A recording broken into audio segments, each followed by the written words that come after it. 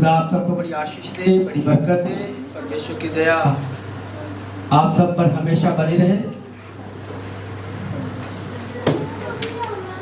Last Sunday का वचन किसको याद है? क्या था? एक तो कि परमेश्वर हमारे साथ है। हालेलुया। एक माइक दे दो रेचल को। क्या बच्चों के ऊपर था? स्पेशल क्या था? बच्चों के ऊपर था कि कैसे उनको छड़ी उठा के उनकी गलती पे उसे मारना, कैसे उठाना चाहिए। पेरेंट्स के लिए था कि माँ बाप अपने बच्चों का ऐसे पालन पोषण करें कि वो इस संसार को कुछ देकर जाएं।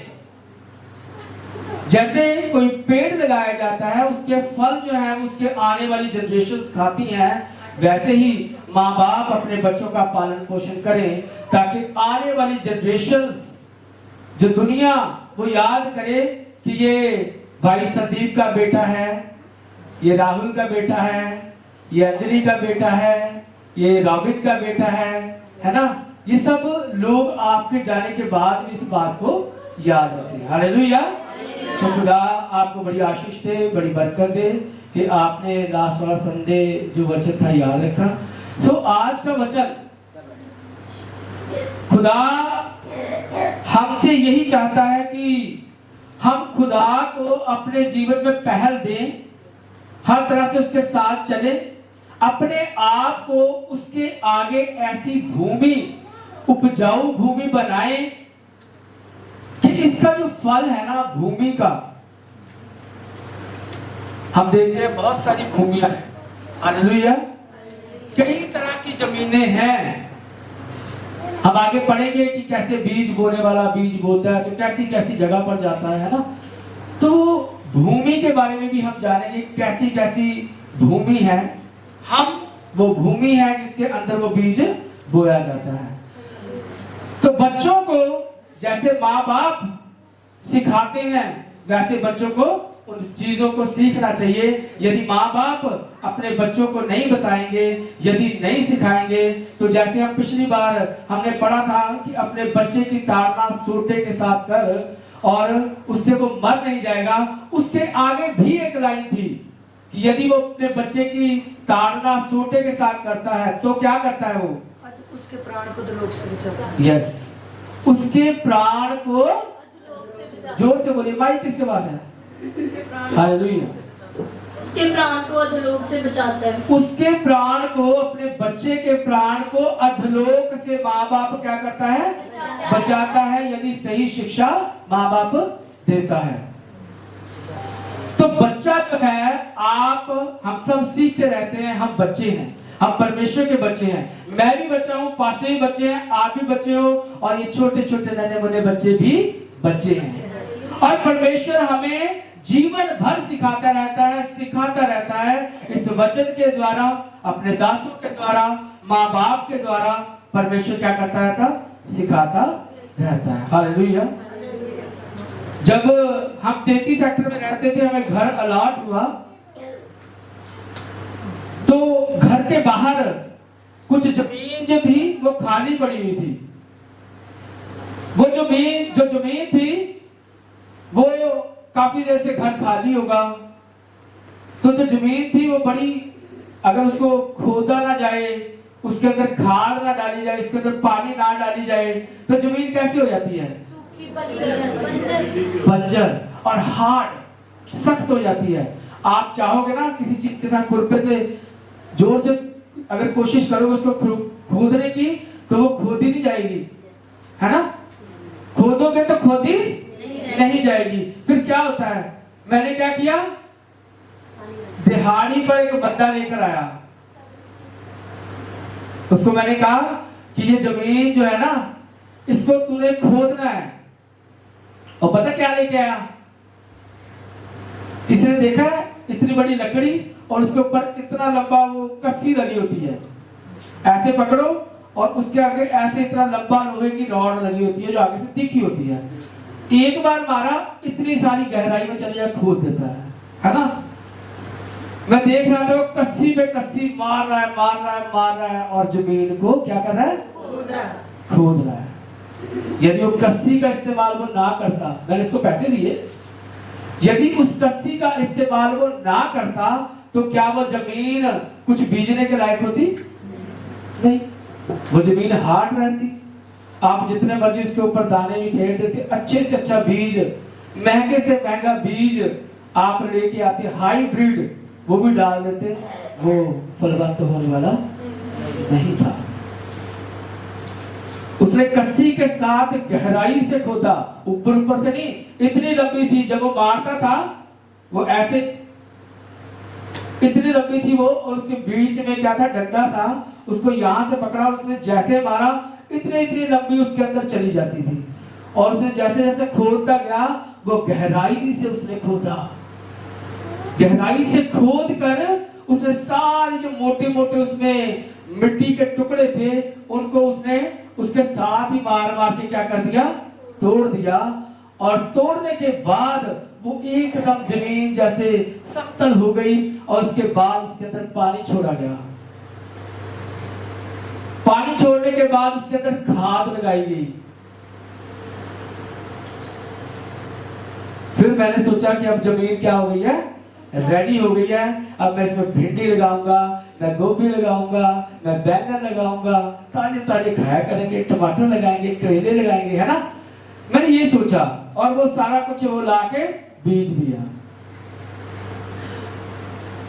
33 सेक्टर में जो हमारा घर था उसके साथ की जगह पर एक अमरूद भी था, अमरूद का पेड़। वो रेडी कर दी जमीन, मगर कुछ दिनों के बाद क्या देखा कि उस अमरूद के पत्ते जो है क्या हो गए, झड़ गए हैं। माली फिर आया, उसने कहा सर मुझे लग रहा है कि जमीन काफी देर से ऐसी पड़ी रही है, इसको चेक करवाना पड़ेगा। मैंने कहा कहाँ चेक करना, कोई नहीं, पानी और देंगे, खाद और देंगे, बात बन जाएगी, है ना। ध्यान नहीं दिया गया, जैसा मालिक कह रहा था। मैं माली तो नहीं हूं ना, मैं माली हूं नहीं, माली की बात को मैंने माना नहीं। और वो अमरूद का बूटा जो पेड़ था, देखते ही देखते देखते ही देखते उसके जो पत्ते, जो पेड़ होता है उसका भोजन कहाँ बनता है, दूध में, उसके पत्तों के अंदर जो पत्ते होते हैं उसके अंदर स्टोमाटा होता है, उसके अंदर क्लोरोफॉर्म जमा होती है, और वो कन्वर्ट करती है उसको, और वो फूड बनके जो पौधा है पत्तों के थ्रू पेड़ के अंदर क्या जाता है, भोजन जाता है।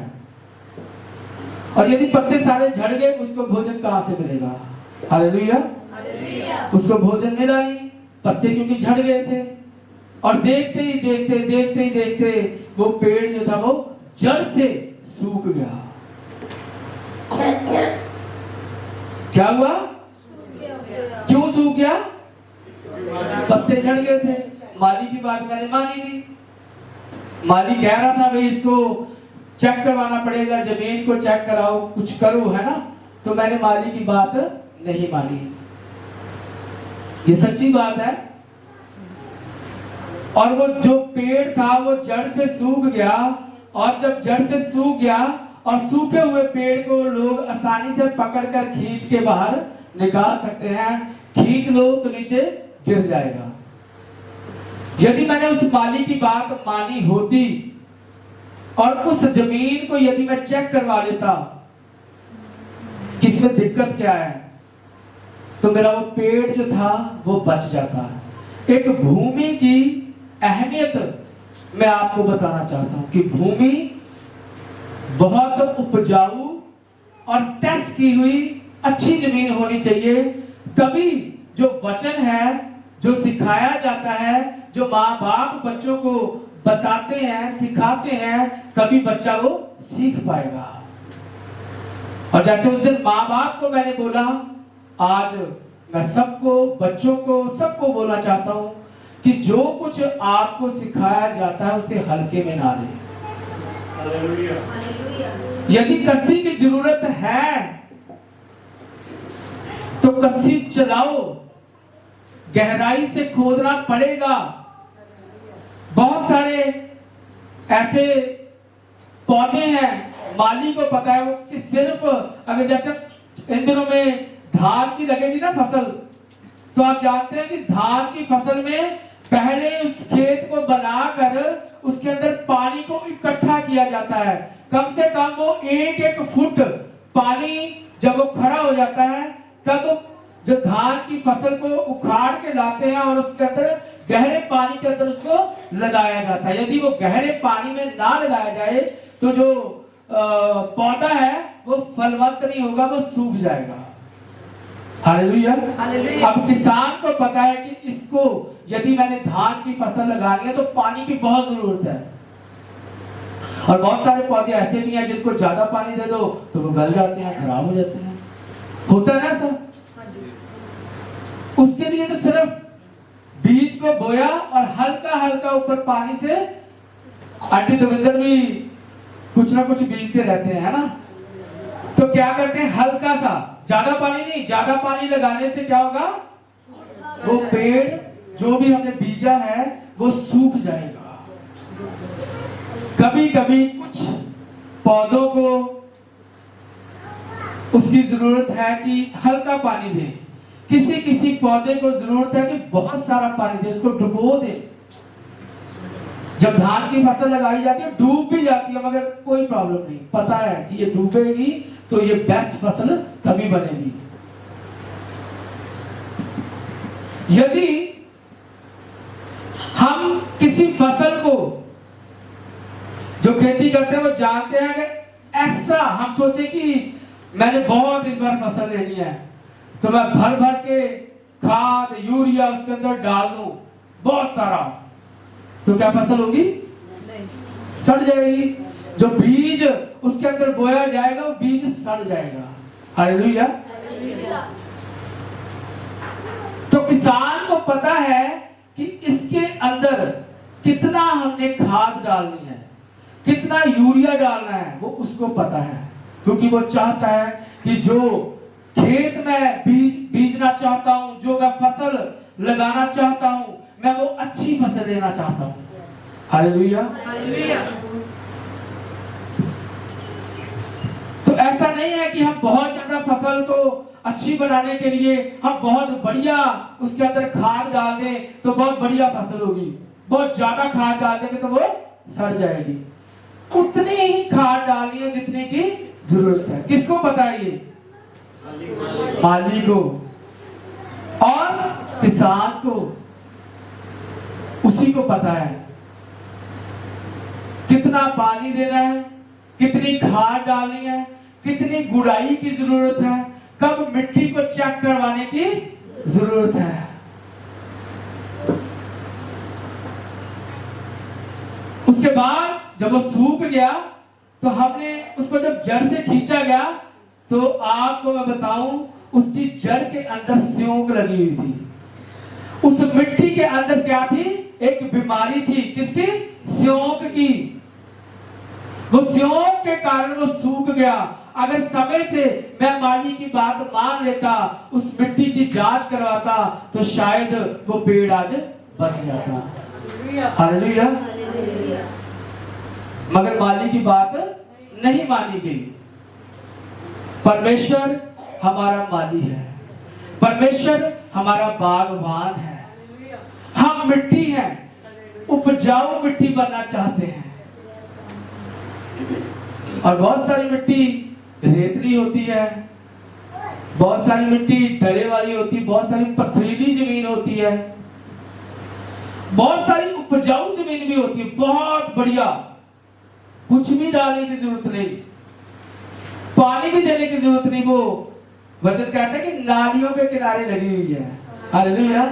हम देखते ना कि एक नहर जाती है तो नहर के किनारे लोग खेत को बीजना पसंद करते हैं, क्योंकि नहर का पानी जो है वो जमीन के अंदर अंदर से वो खेत नम रहेगा, और यदि वो नम रहेगा उसको पानी की जरूरत नहीं है। अगर जरूरत है तो खेत पास ही जो नहर से पानी उठा के उसके अंदर डाल दिया जाएगा और क्या होगा? उसको अच्छी फसल मिलेगी। हालेलुया। हम पढ़ेंगे मत्ती की अंजील उसका 13वां अध्याय और उसकी एक आय से कोई जरा में पढ़ दीजिए जिसके पास माइक हो। उस दिन यीशु घर से निकलकर झील के किनारे जा बैठा और उसके पास ऐसी बड़ी भीड़ इकट्ठी हुई कि वह नाव पाप चढ़ गया और सारी भीड़ किनारे पर खड़ी रही। और उसने उससे दृष्टांतों में बहुत सी बातें की। एक बोलने वाला बीज बोने निकला। बोते समय कुछ बीज मार्ग के किनारे गिर गए और पंछियों ने आकर उन्हें चुग लिया। कुछ बीज पथरीली भूमि पर गिरे जहां उन्हें बहुत मिट्टी ना मिली, ना गहरी मिट्टी ना मिली के कारण वह जल्द उग गए।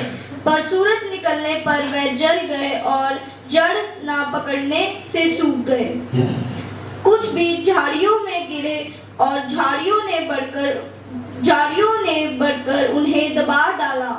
पर कुछ बीज अच्छी भूमि पर गिरे और फल लाए, क्यों कोई 100 गुना, कोई 60 गुना, कोई 30 गुना। जिसके कान हो वह सुन ले। अच्छी भूमि पर गिरे, और अच्छी भूमि में भी क्या कह रहा है? कोई 100 गुना, कोई 60 गुना, कोई 30 गुना। अच्छी भूमि की भी किस्म है। अच्छी भूमि 30 वाली भी अच्छी है, 60 वाली भी अच्छी है, 100 वाली भी अच्छी है, तीनों अच्छी हैं। मगर इनकी किस्में ये है कि वो 100 गुना फल ला रही है, वो 60 गुना फल ला रही है, और वो कितना 30 गुना फल ला रही है। कौन सी भूमि? अच्छी भूमि। भूमि बहुत अच्छी है मगर फल कितना ला रही है? 30 गुना। भूमि बहुत अच्छी है मगर वो फल कितना ला रही है? 60 गुना। भूमि बहुत अच्छी है, वो 100 गुना फल ला रही है। हालेलुया। हम और पढ़ेंगे मत्ती की इंजील उसका 13वां अध्याय उसकी 24 से 30 तक। मैं पास्टर जी से कहूंगा आप पढ़ दीजिए। यीशु ने उन्हें एक और दृष्टांत दिया। स्वर्ग का राज्य उस मनुष्य के समान है जिसने अपने खेत में अच्छा बीज बोया। पर जब लोग सो रहे थे तो उसका शत्रु आकर गेहूं के बीज, जंगली बीज बोकर चला गया। जब अंकुर निकले और बालें लगी तो जंगली दाने के पौधे भी दिखाई दिए। इस पर गृहस्थ के दासों ने आकर उससे कहा, हे स्वामी, क्या तूने अपने खेत में अच्छा बीज ना बोया था? फिर जंगली दाने के पौधे उसमें कहां से आए? उसने उनसे कहा, ये किसी शत्रु का काम है। दासों ने उससे कहा, क्या तेरी इच्छा है कि हम जाकर उनको बटोर लें? उसने कहा, नहीं, ऐसा ना हो कि जंगली दाने के पौधे बटोरते हुए तुम उनके साथ गेहूं भी उखाड़ लो। कटनी तक दोनों को एक साथ बढ़ने दो, और कटनी के समय में काटने वाले से कहूंगा कि पहले जंगली दाने के पौधे बटोर कर जलाने के लिए उनके गट्ठे बांध लो, और गेहूं को मेरे खत्ते में इकट्ठा करो। हालेलुया। यीशु मसीह दृष्टांतों में बातें किया करते थे। मैंने पहले भी कई बार बताया, इसलिए कि उनको जब सुनने के लिए लोग इकट्ठा होते थे, उनमें सब एक मत के नहीं थे, एक जैसे नहीं थे, सब धार्मिक नहीं थे, सब आत्मिक नहीं थे, जो परमेश्वर की हजूरी में बैठे होते थे और उसका वचन सुनते थे। इसीलिए खुदावंद यीशु मसीह कहते हैं दृष्टांतों में इसलिए मैं सुनाता हूं कि जो आत्मिक लोग हैं वो इनको समझ जाएंगे। हालेलुया। और जो आत्मिक नहीं है, इस भीड़ में इकट्ठे होके आए हुए हैं, वो मेरे वचन को सुन रहे, मेरी बातों को सुन रहे, उनके ऊपर से वो बात निकल जाएगी। वो सुनते रहेंगे पर समझ नहीं आएगी। कौन समझेगा? आत्मिक लोग। इसीलिए वो दृष्टांतों में ये बातें यीशु मसीह बताया करते थे। अब क्या बताया उन्होंने कि जो बोने वाला था, मालिक था, उसने अच्छा बीज कहां बोया? अपने खेत में बोया। और लिखा जब सब सो गए तो क्या हुआ? किसी शत्रु ने, किसी दुष्ट ने आकर क्या कर दिया? जंगली बीज उसके अच्छे वाले खेत में। खेत बहुत उपजाऊ था, खेत उपजाऊ है, उसके उसके अंदर अच्छा बीज भी फलवंत हो जाएगा और बुरा बीज भी। इस बात को याद रखिए। यदि आप अपने आप को अच्छा बीज समझते हैं, अच्छा खेत समझते हैं कि मैं बहुत अच्छा खेत हूं, जो मुझे समझाया जाता है, जो मुझे बताया जाता है, जो परमेश्वर के वचन में पढ़ता हूं मुझे समझ आ जाता है, जो मेरे माँ बाप मुझे बताते हैं, मुझे समझाते हैं, वो मेरे चित्त से कभी उतरता नहीं है। मैं बहुत बढ़िया उपजाऊ भूमि हूं। तो ये वचन आपके लिए है। हालेलुया। कि बहुत बढ़िया खेत को तैयार किया गया, इतने मजदूर भी लिखे पड़े। हम पढ़ते हैं कि मजदूरों को लगा रखा था, इसका मतलब बहुत सारे मजदूरों को लगाकर, जैसे मैंने मजदूर को बुलाया था और उस खेत को मैंने एक ही बुलाया था, उस खेत को क्या किया था? तैयार किया। इसमें क्या लिखा? मजदूरों को, उसने मजदूरों को लगा रखा था, उस खेत को तैयार किया। बहुत बढ़िया उपजाऊ परमेश्वर हमें बनाता है। हम उसकी धरती हैं, हम उसकी जमीन है। ये बीज परमेश्वर हमें, वो बीज हमारे अंदर बोता है ताकि हम बहुत सारा फल लेकर आए। मगर दुष्ट की चाल से हमेशा सचेत रहना। हालेलुया। हालेलुया। वो क्या करेगा? जब आप सो रहे होंगे मीठी प्यारी नींद में, बहुत बढ़िया बढ़िया सपने ले रहे होंगे, उस वक्त क्या होगा? वो आएगा, दुष्ट देखेगा अब खराटे ले रहा है, भाई मेरी बहन खराटे लेके सो रही है, अब मेरे पास एक बहुत बढ़िया मौका है, मैं जाऊं और इसके खेत में क्या कर दूं? जंगली बीज को बो दूं। हालेलुया।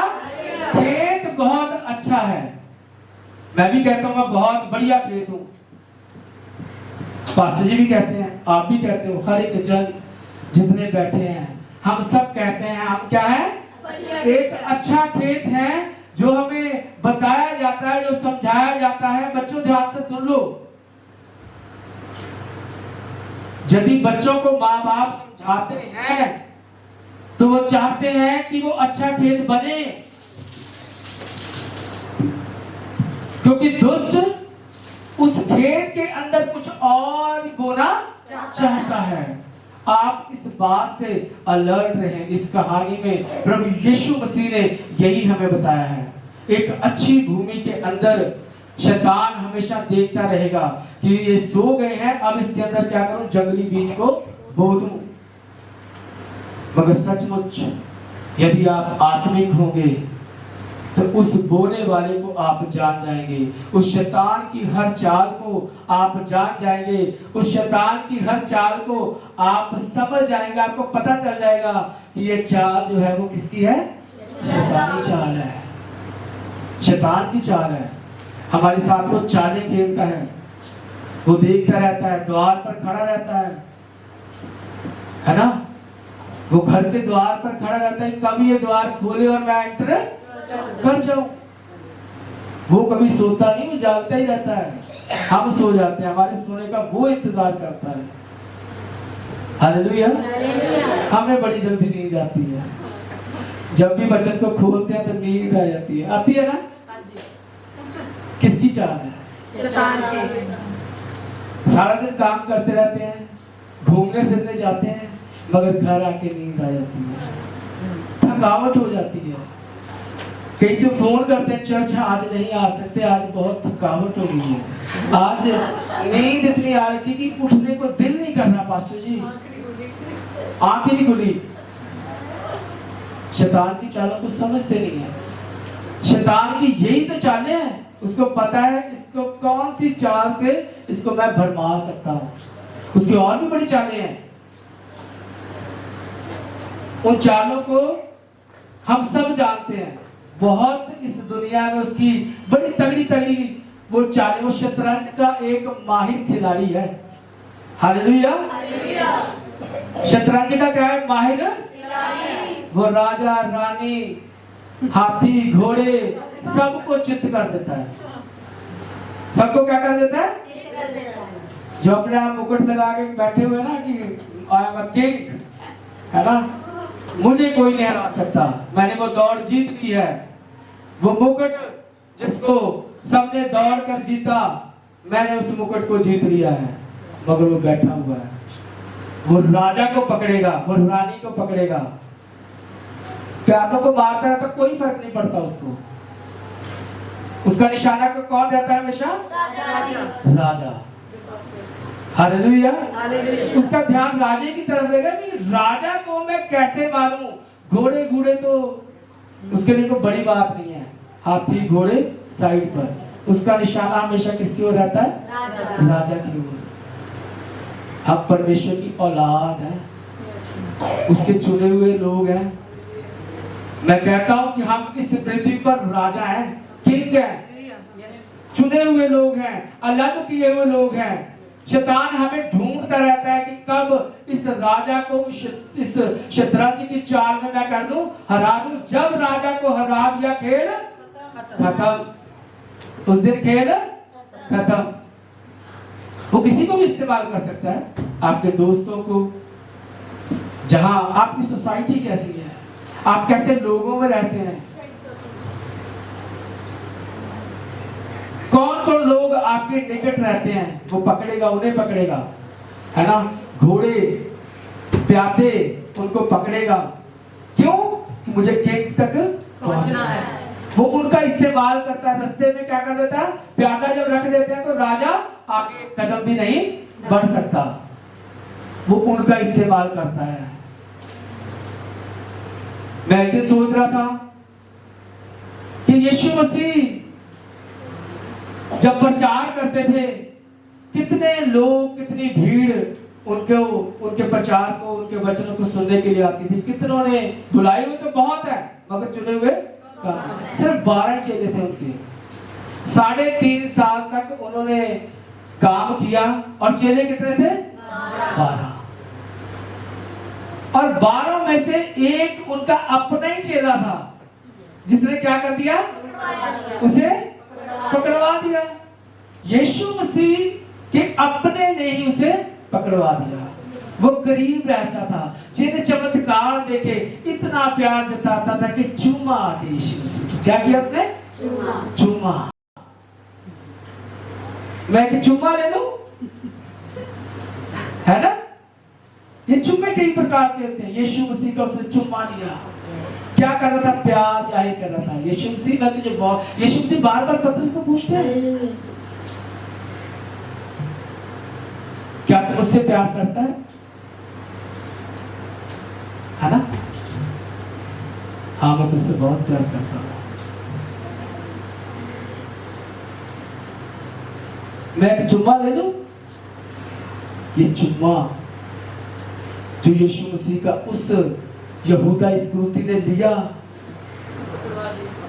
वो मुंह पे तो प्यार था और दिल में क्या था? दिल के अंदर वो खार थी और पकड़वाने के लिए उसने चुम्मा लिया था। आप सचेत रहिए, हर चुम्मा प्यार नहीं है। आपके पेरेंट्स आपसे प्यार करते हैं, वो आपका चुम्मा लेते हैं, अच्छी बात है। आप भी लेते हो, अच्छी बात है। माँ बाप की बात माननी है, उससे प्यार करना है, उसको प्यार करना, चुम्मा ले सकते हैं, चुम्मा दे सकते हैं, क्योंकि हम उससे प्यार करते हैं। हालेलुया। मगर सचेत रहिए, जो ज्यादा प्यार जाहिर करते हैं, जो दोस्त हैं, जो आस पास में बहुत सारी स्टोरीज ऐसी सुनते हैं, हमारे कुलीग्स ही, आप खबरें सुनते हो, दोस्त ने दोस्त का क्या कर दिया? मर्डर कर दिया। वो दूसरा दोस्त उससे बहुत प्यार करता होगा ना, उसके ऊपर बहुत भरोसा करता होगा कि मेरा दोस्त है, मैं इसके लिए जान भी दे सकता हूँ, कितना प्यार। मगर दूसरा मन के अंदर क्या लेके बैठा हुआ? खार। उसको पता ही नहीं है दूसरे को, है ना। सुचेत रहिए, हर दोस्ती सोच समझ कर कीजिए। जो ज्यादा प्यार जता रहा है ना, उससे आप खास तौर से सुचेत रहिए। हालेलुया। उन्होंने कहा कि ये जंगली बीज तो बो दिया गया है, अब ये बड़ा हो गया है, क्या मालिक को कहा क्या हम इसको निकाल दें, इस बीज को हम इसके अंदर से निकाल दें। मगर हमारा मालिक जो हमसे प्यार करता है उसने क्या कहा, यदि तुम इसको निकालोगे, इन जंगली बीज के पौधों को निकालोगे, कहीं ऐसा ना हो कि अच्छा जो बोया हुआ है, अच्छे पौधे भी उखड़ जाएं। उसकी चिंता है। क्या कहा, बढ़ने दो, दोनों को एक साथ बढ़ने दो, और जब कटाई का समय आएगा ना, हालेलुया, एक समय आएगा, आने वाला है, तब काटा जाएगा, दोनों फसलें एक साथ काटी जाएंगी। यीशु मसीह कह रहे हैं, मैं आऊंगा, इस दुनिया का क्या करूंगा, न्याय करूंगा, इस दुनिया का हिसाब करूंगा।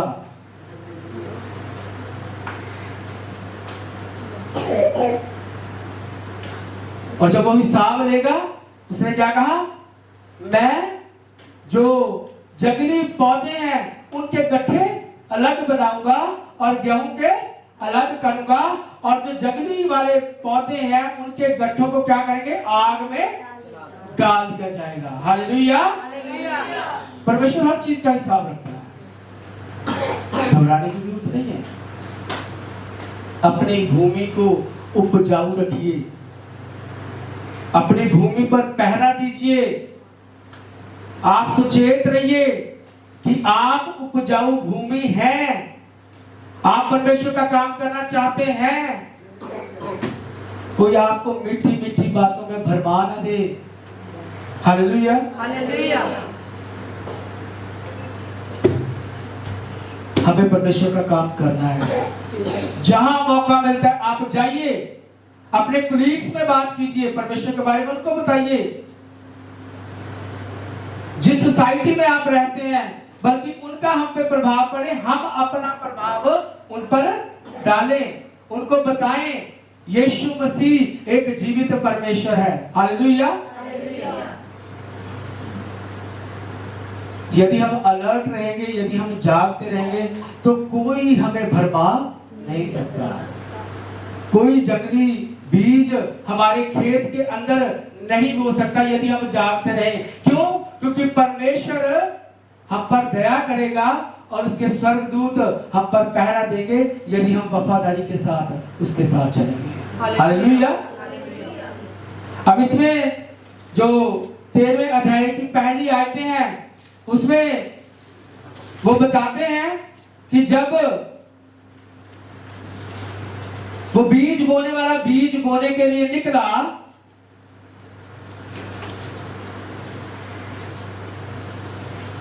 हालेलुया, जब बीज बोने वाला बीज बोने के लिए निकला तो उत्तम बीज लेकर वो निकला होगा, वो बढ़िया वाला बीज लेकर निकला होगा।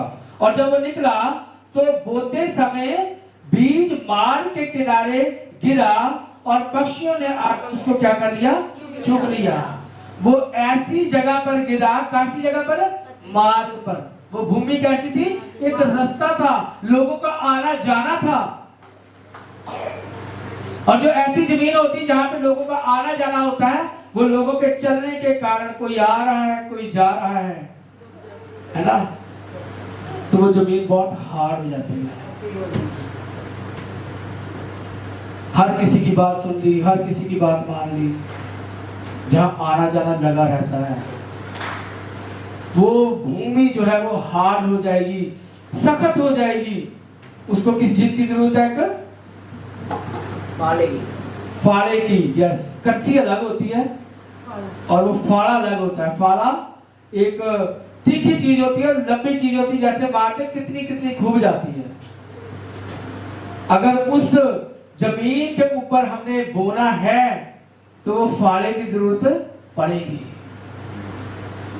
तभी वो बीज वहां पर फलवंत होगा। नहीं तो क्या लिखा है, वो मार्ग के किनारे पर गिरा और पंछी ऊपर घूम रहे हैं, देख रहे हैं। बीज बोने वाला जब बोता है ना, तो ऊपर से देखते हैं पंछी, उसने आकर उनको चुग लिया और काम तमाम, खत्म काम। सेकंड क्या है, कुछ बीज पथरीली भूमि पर गिरे, जहाँ उन्हें बहुत मिट्टी ना मिली और गहरी मिट्टी ना मिलने के कारण वे जल्द उगा। हालेलुया। ऐसी जमीन भी होती है जो बहुत हार्ड होती है, पथरीली होती है। वो पथरीली तो है, वहां पर बीज जब गिरा तो थोड़ी बहुत मिट्टी होगी और वो बीज जल्दी से क्या कर गया, ग्रो कर गया। और जब वो ग्रो कर गया, वचन जब सुनाया जाता है, कई बार वचन को सुन के एकदम से बहुत खुश हो जाते हैं, बहुत बढ़िया वचन, मगर क्या, जमीन पथरीली है, उसमें सच्चाई नहीं हुई बड़ी, उसमें पत्थरों को निकाला नहीं है, गुडाई नहीं हुई बड़ी, वो एकदम से ग्रो करते हैं मगर उनको वहां पर मिट्टी नहीं मिलती। मिट्टी और पानी दोनों की जरूरत है। वो नहीं मिली, फाला नहीं लगा हुआ, अब क्या हुआ, वो एकदम से ग्रो तो किया, वो बहुत खुश कि यहाँ पर देखो ग्रो हो गया, मगर जब धूप लगी तो क्या हुआ, वो सूख गया। आगे बढ़े। पर जब सूरज चढ़िया तो कमला गया अते जड़ ना फुटण दे कारण वो सुक गया। Hallelujah, hallelujah. जब सूरज निकला, जब हवाएं चली, जब लू लगी तो क्या हो गया, वो कमला गया, सूख गया। जो एकदम से ग्रो किया था ना, कई बार बहुत जल्दी ग्रो करते हैं ना, एकदम से ग्रो हुआ और जब हालात देखे,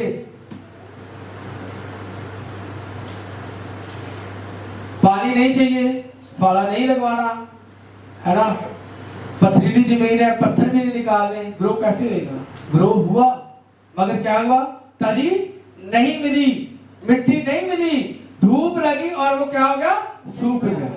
हालेलुया। और कुछ नेक्स्ट पढ़ेंगे। ਅਤੇ ਕੁਝ ਕੰਡਿਆਲੀਆਂ ਵਿੱਚ ਗਿਰਿਆ ਅਤੇ ਕੰਡਿਆਲੀਆਂ ਨੇ ਵੱਧ ਕੇ ਉਸ ਨੂੰ ਦਬਾ ਲਿਆ। हालेलुया। हालेलुया।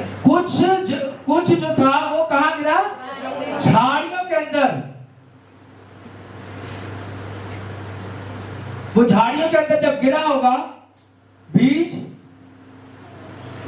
वो भूमि को रेडी तो नहीं किया हुआ, रेडी नहीं थी, उसके ऑलरेडी उसके अंदर झाड़ियां हैं बड़ी बड़ी, उसे सोचा तो होगा कि हाँ यहाँ पे झाड़ियां हैं, छांव मुझे मिल गई है, अब मैं सूख नहीं सकता, वो तो सूख गया है ना, वो तो सूख गया, मगर मेरे पास क्या है, ऊपर बहुत बहुत झाड़ियां हैं, मेरे बहुत सारे दोस्त हैं, मेरे बहुत सारे मित्र हैं, है ना, जो मुझे समझाएंगे, मुझे बताएंगे, हम इकट्ठे खेलेंगे, कूदेंगे, मजे करेंगे, है ना।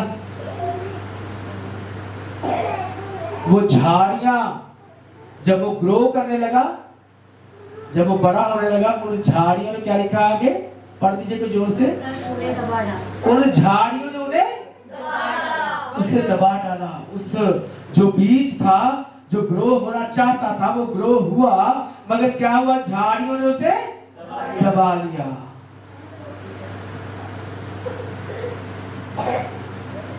और जब झाड़ियों ने दबा लिया, आज बहुत सारे हमारे हालात ऐसे हो जाते हैं जब झाड़ियां हमें दबा लेती हैं। जब हम बढ़ना चाहते हैं, अच्छे मित्र होने चाहिए, गुड फ्रेंड्स, जो आपको सही गाइड कर सके। हालेलुया। हालेलुया। अच्छी संगति होनी चाहिए। आप जहां भी रहते हैं, आपको सोच समझ के संगति करनी है। जो भी आप दोस्त बनाते हो, जिसके साथ भी आप खेलते हो, आपके दोस्त अच्छे होने चाहिए। आपको उनसे कुछ सीखने को मिलना चाहिए, गालियां नहीं, लड़ाई झगड़े नहीं। ऐसे दोस्त बनाइए जो आपको अच्छी बातें सिखा सके। बुरी बातों से हमेशा बच के रहना। ऐसे दोस्तों से सचेत रहिए जो बुरी बातें करते हैं और बुरा सिखाते हैं, बुरी चालें चलते हैं। हालेलुया। हालेलुया। क्योंकि साथी होने से वो झाड़ियों को सोचा होगा कि ये हमारा साथ है, मेरे साथ ही ग्रो करेंगे, मुझे ये छांव करके रखेंगे। उसको तो धूप लगी और वो सूख गया, और ये हमारे पास झाड़ियाँ हैं, ये मुझे शैडो करके रखेंगी और मैं ज्यादा फल निकलूंगा। मगर वो झाड़ियों ने उसे क्या कर लिया, दबा लिया और काम खत्म। आगे बढ़ेंगे। ਅਤੇ ਕੁਝ ਚੰਗੀ ਜ਼ਮੀਨ ਵਿੱਚ ਗਿਰਿਆ गुड जमीन पर, अच्छी पर गिरा तो क्या हुआ? ਅਤੇ ਫਲਿਆ ਕੁਝ 100 ਗੁਣਾ, ਕੁਝ 60 ਗੁਣਾ, ਕੁਝ 30 ਗੁਣਾ। ਜਿਹਦੇ ਕੰਨ ਹੋਣ ਉਹ ਸੁਣੇ। जिसके कान हो वो सुन ले। कुछ कैसी जमीन पर गिरा? अच्छी वाली पे। मैंने बताया ना अच्छी की भी किस्में हैं, अच्छी कई तरह की है। वो अच्छी थी तो वो 30 ही क्यों लाई, वो अच्छी थी तो 60 ही क्यों लाई, वो भी 100 गुना क्यों नहीं लेके आई? अगर हम अच्छी जमीन है 100 गुना फल हमें भी लाना चाहिए। वर्ड तो एक ही यूज किया गया, अच्छी। कौन सी जमीन है? कैसी? अच्छी, गुड, फर्स्ट क्लास, रेडी है, बीज बोने के लिए बहुत अच्छी तरह तैयार किया गया है सारी भूमि को। मगर फल कितना लेके आई है? 30 गुना, 60 गुना। मैं आपको बताना चाहता हूं, आप अच्छी जमीन है, हम सब अच्छी जमीन है, परमेश्वर ने हमें तैयार किया हुआ है, हम रेडी हैं। मगर आप सोचें कि 100 गुना क्यों ला रही है, वो 60 गुना क्यों ला रही है, मैं 30 क्यों ला रहा हूं? किसको सोचने की जरूरत है? हमें सोचने की जरूरत है। मुझे भी तो 100 गुना लाना चाहिए ना। Hallelujah, hallelujah. मुझे भी 100 गुना फल लाना चाहिए। माली की बात को हमने सुनना है, माली की बात को समझना है। माँ बाप को हमने तुच्छ नहीं जानना। जो माँ बाप को तुच्छ जानेंगे ना, परमेश्वर से क्या जानेगा? तुच्छ जानेगा। परमेश्वर ने आपके लिए माँ बाप ठहराए हैं, अपने आप कुछ नहीं होता। यदि आपके लिए माँ बाप ठहराए हैं, वचन कहता है कि यदि माँ बाप सोटे से ताड़ना नहीं करता ना, इब्रानियों की पुस्तक उसका 6 अध्याय उसकी 12 आयत पढ़ो। हाँ, जिसे परमेश्वर प्यार करता है उसे क्या करता है? और उसमें एक खास बात लिखी है, यदि कोड़े माँ बाप नहीं लगाता ना, तो कौन सी संतान है आप?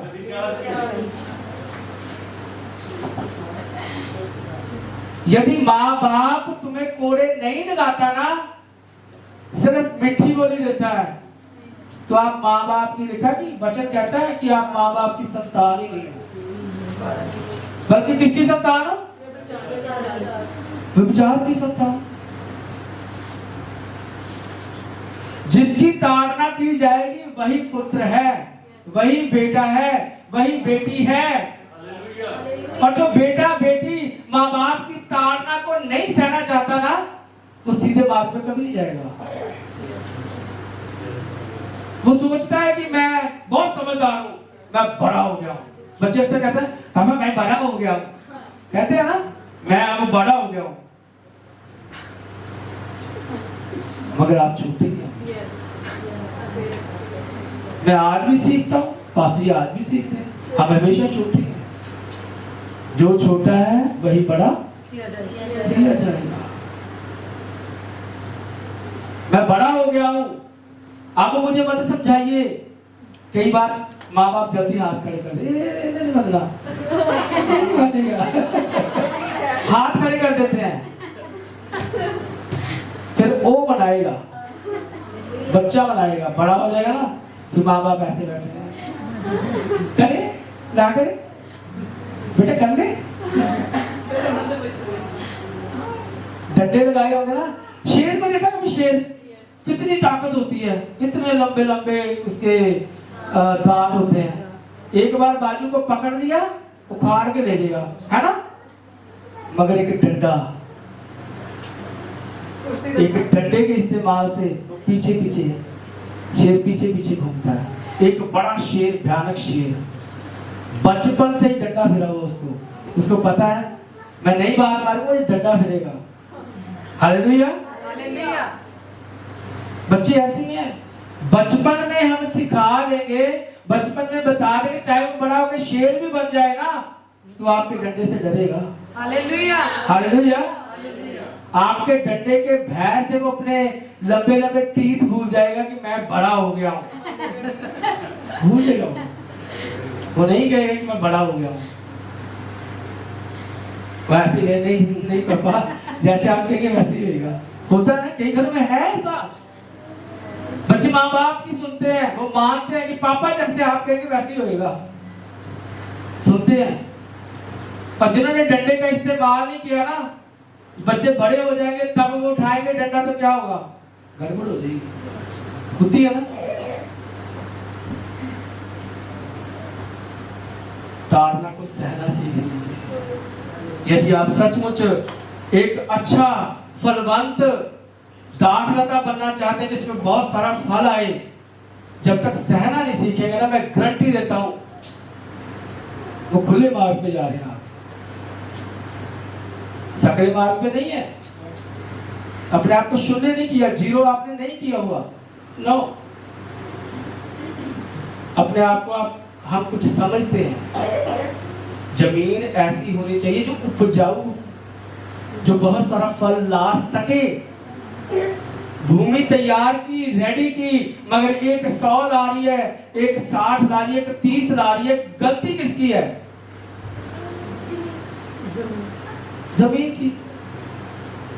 बीज तो अच्छा बोया, बीज सेम है, मगर हमें ये सोचना पड़ेगा कि हम फल क्यों नहीं लेके आ रहे। क्या रीजन है कि हम बैक हुए जा रहे हैं और लोग आगे बढ़ते जा रहे हैं। बच्चों तो कहता है जो आगे वो पीछे किए जाएंगे। आप जोर लगाओ कि हम पीछे ना चले जाएं, हम आगे बढ़े। पास्टर की मर्जी कभी नहीं चलेगी। किसकी मर्जी चलेगी? परमेश्वर चाहेगा तो आप आगे रहेंगे, परमेश्वर चाहेगा तो आप पीछे चले जाएंगे। कौन रोकेगा आपको? कोई रोक सकता है? नहीं। मैं चाहूं भी तो अंजलि को पीछे नहीं कर सकता। ये आगे बैठेगी। हालेलुया। मैं चाहूं भी तो रिकी आगे बैठेगी, तो नहीं बैठ सकती। मगर परमेश्वर चाहेगा रिकी आगे बैठेगी तो बैठेगी। मेरे चाहने ना चाहने से कुछ नहीं, सब कुछ परमेश्वर की ओर से ही होता है। इसलिए आप गिड़गिड़ाए परमेश्वर के आगे।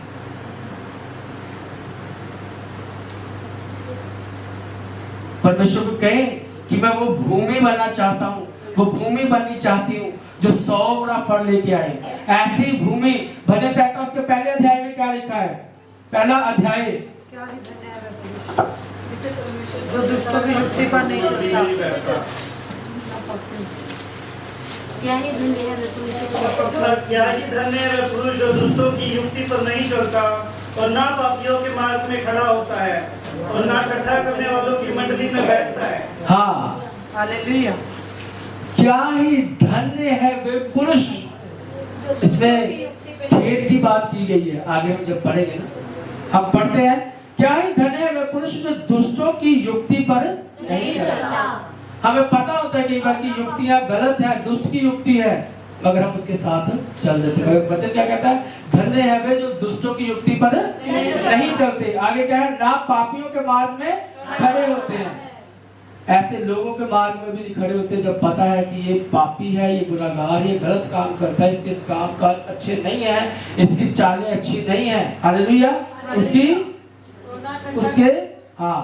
उसके मार्ग में वो खड़ा नहीं होता। ना ठट्ठा करने वाली की मंडली में बैठता है। जैसी मंडली में बैठेंगे वैसे हो जाएंगे। यदि हम ठट्ठा, वचन परमेश्वर ठट्ठा करने के लिए मना करता है, वो हमारा मसा कम करता है। यस, हम हास्य ठट्ठे में लगे रहते हैं, वचन की ओर ध्यान कहाँ जाएगा?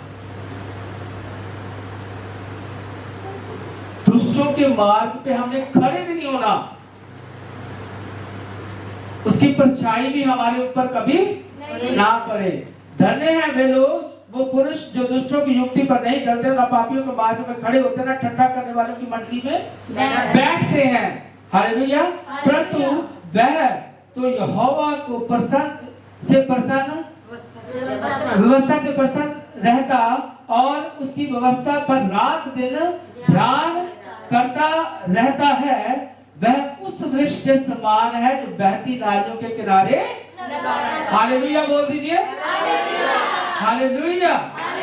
वो उस वृक्ष के समान है जो बहती हुई नालियों के किनारे लगाए गए। यदि कोई वृक्ष बहती हुई नालियों के किनारे लगेगा तो उसको आराम से वहां से पानी जो है तरी मिलती रहेगी।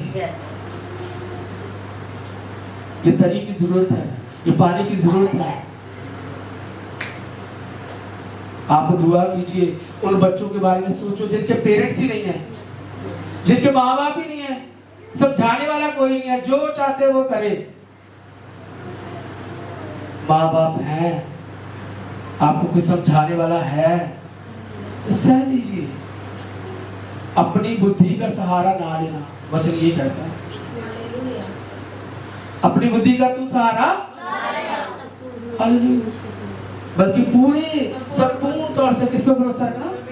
परमेश्वर पर। Hallelujah hallelujah. हमारे माँ बाप हमें जो समझाते हैं, हमारे बड़े जो समझाते हैं, उन बातों की ओर हमने ध्यान देना है।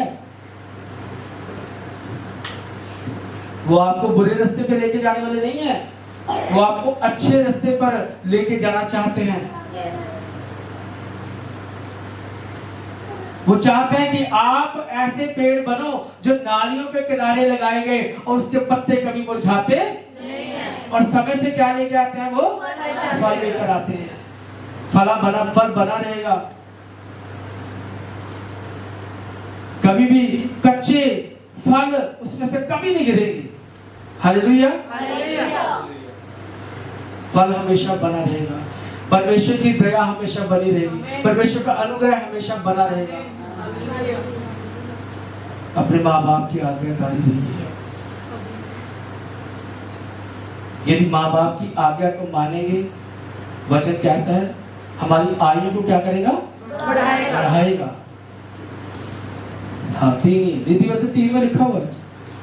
Hallelujah hallelujah.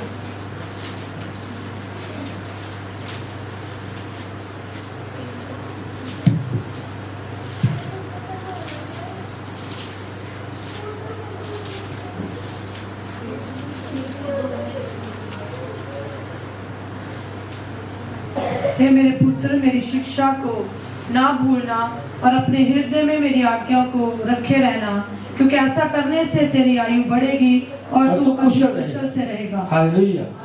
नीति वचन उसका पहली आयत है, 3 अध्याय की पहली आयत है। हे मेरे पुत्र, मेरी शिक्षा को ना भूलना। मेरे बेटे, मेरी बेटी, मेरी शिक्षा को कभी ना भूलना। ये परमेश्वर का वचन कह रहा है। अपने हृदय में मेरी आज्ञा को रखे रहना, क्योंकि ऐसा करने से, ये बच्चों के लिए कहा है, ऐसा करने से क्या होगा? तेरी आयु बढ़ेगी और तू अधिक कुशल से रहेगा। हालेलुया।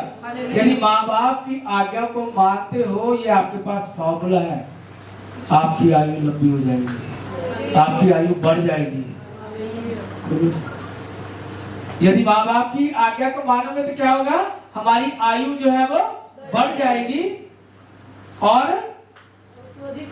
हम अधिक कुशल से रहेंगे। हालेलुया। इफ्सियों कौन सी है? इफ्सियों 6 में लिखा हुआ है, अपनी माता और पिता का आदर कर। पहली आज्ञा ये है और जिसके साथ प्रतिज्ञा भी है कि तेरा भला होगा और तू धरती पर बहुत दिन तक जीवित रहेगा। Hallelujah hallelujah. तेरा भला होगा और तू पृथ्वी पर बहुत देर तक क्या रहेगा? जीवित रहेगा। कब? जब तू अपने माँ बाप का आज्ञाकारी रहेगा। ये परमेश्वर का वचन है। परमेश्वर ये चाहता है कि हम अपने माँ बाप के आज्ञाकारी रहें। परमेश्वर ये चाहता है कि आपको जो बताया जाए, जो समझाया जाए, उसकी ओर आपके कान हमेशा लगे रहे। ऐसा नहीं कि एक कान से सुना दूसरे से निकाल दिया, फिर चर्च आने का कोई फायदा नहीं।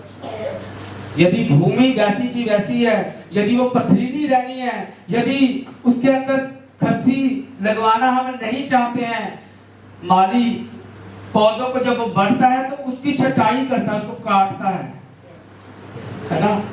क्यों काटता है? कि वो और बहुत सारा फल लेकर आए। उसको पता है अब इसको समय आ गया है कि इसको काटना पड़ेगा, इसकी टालियों को काटना पड़ेगा, छांटना पड़ेगा। हमेशा टालियों की छटाई के लिए, गुड़ाई के लिए और बड़ी सी गैंती के साथ खुदाई के लिए आप तैयार रहें। ताकि एक बढ़िया भूमि बन सके, ताकि आप वो 100 गुना फल लाने वाली भूमि बन सके। Hallelujah, hallelujah, hallelujah. सचमुच परमेश्वर हमसे बहुत प्यार करता है और चाहता है कि हम उसकी आज्ञाओं को माने, हम ऐसे बन जाएं कि उससे हम सच्ची मोहब्बत करने वाले बने, जैसी मोहब्बत उसने हमारे साथ की। हम कहते हैं हे प्रभु हम तुझे बहुत प्यार करते हैं, सच्ची हम तुझे बहुत प्यार करते हैं। यहूदा इस्करियोती ने भी कहा मैं तुझे बहुत प्यार करता हूँ, उसने अपना प्यार जाहिर भी किया। हमारा परमेश्वर हमारे प्यार से कहीं बढ़कर हमसे प्यार करता है। वो अपनी जान हमारे लिए देता है। यदि हम प्रभु यीशु मसीह को कहें कि मैं तुझे बहुत प्यार करता हूँ, मैं तुझे ये बताना चाहता हूँ कि मैं तुझे बहुत प्यार करता हूँ। जब हम किसी के आगे अपना प्यार जाहिर करते हैं ना, तो आगे से रिप्लाई की भी हमें उम्मीद होती है ना, कि वो भी कह दे एक बारी कि मैं भी तुझसे बहुत प्यार करता हूँ। प्रभु यीशु मसीह चाहते हैं कि ऐसी भूमि बने जो 100 गुना फल लेके आए। यदि हम यीशु मसीह को कहें ना कि प्रभु मैं तुझे बहुत प्यार करता हूँ, है ना, तो यीशु मसीह का क्या रिप्लाई होगा? मैं तुमसे ज्यादा दुगना प्यार, इतना प्यार करता हूँ, आ तुझे मैं अपने जख्मों को दिखाऊं, मैं तुझ पे मरता हूँ। हालेलुया। हम तो इतना ही कहते हैं कि हम तुझसे प्यार करते हैं, है ना। यीशु मसीह क्या कहते हैं? आ तुझे मैं अपने जख्म दिखाऊं, मैं तुझ पे मरता हूँ। सच्चा प्यार करता है और ये वचनों के द्वारा वो हमें बार बार बताता है, बार बार समझाता है कि आई लव यू, मैं तुझसे प्यार करता हूँ। और इन वचनों के द्वारा वो हमें संभाले रहता है, बुरे मार्ग से वो हमें रोकता है, बुरी चालों से हमें बचाता है, वो हमारी छटाई करता है, वो कस्सी से हमें खोदता है ताकि हम उपजाऊ भूमि बन जाए। हालेलुया। आइए छोटी सी प्रार्थना करेंगे।